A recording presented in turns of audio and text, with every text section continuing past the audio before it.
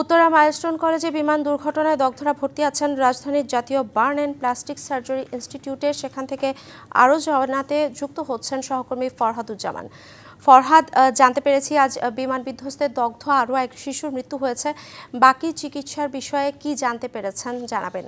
গত সোমবারে যে বিমান দুর্ঘটনা ঘটেছিল মাইলস্টোন স্কুল অ্যান্ড কলেজে, সেইখানকার দগ্ধ এক শিশু আজকে সকাল 9:30টার দিকে মারা গিয়েছে। তার নাম আমরা জানতে পেরেছি আইমান। তার বয়স ছিল 10 বছর এবং সে ওই স্কুলের 4র্থ শ্রেণীর শিক্ষার্থী ছিলেন। এ নিয়ে প্রায় 35 জন মারা গেছেন আমরা জানতে পেরেছি।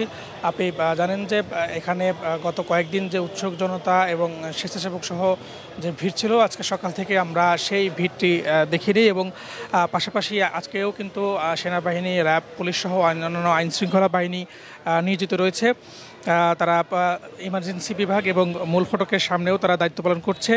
চিকিৎসক এবং এখানকার দায়িত্বরত ছাড়া কিন্তু ভিতরে কাউকে প্রবেশ করতে দেওয়া হচ্ছে না। গণমাধ্যম কর্মী সহ যারা দর্শনার্থী রয়েছে তাদেরকেও কিন্তু ভিতরে প্রবেশ করতে দেওয়া হচ্ছে না।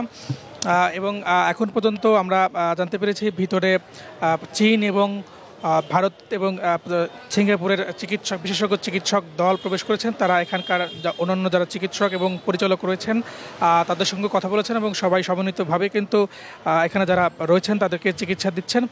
কালার এক্সপার্ট, জর্জ স্যাপ এবং মাইল্ড অন হ্যান্ডস টেকনোলজি সমৃদ্ধ অরিক্স ক্রিস্টাল ওয়াশ আপনার লন।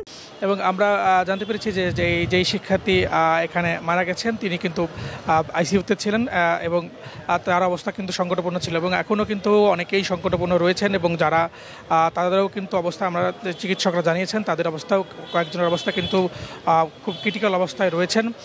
তো এখন পর্যন্ত আমরা সার্বিক পরিস্থিতি দেখেছি সকাল থেকেই এখানে অন্যান্য দিনের তুলনায় আজকে কিন্তু ভিড় এবং যে উৎসুক জনতা ছিল সেটা কিন্তু অনেকটাই কম, যদিও আজকে শুক্রবার সকাল। এবং যে বিশেষজ্ঞ চিকিৎসক দল রয়েছেন তারা কিন্তু সমন্বয় করে কিন্তু তাদের চিকিৎসার বিষয়ে কিন্তু কাজ করছেন। এখন পর্যন্ত আনুষ্ঠানিকভাবে আমাদের চিকিৎসককে কিছু জানেনি। তারা বলেছেন হয়তো দুপুর নাগাদ বা বিকেল নাগাদ হয়তো তারা তাদের বিস্তারিত তথ্য আমাদেরকে জানাবেন। এখন পর্যন্ত বাণী ইনস্টিটিউটের সামনে থেকে আমার কাছে এই ছিল সর্বশেষ তথ্য। ধন্যবাদ।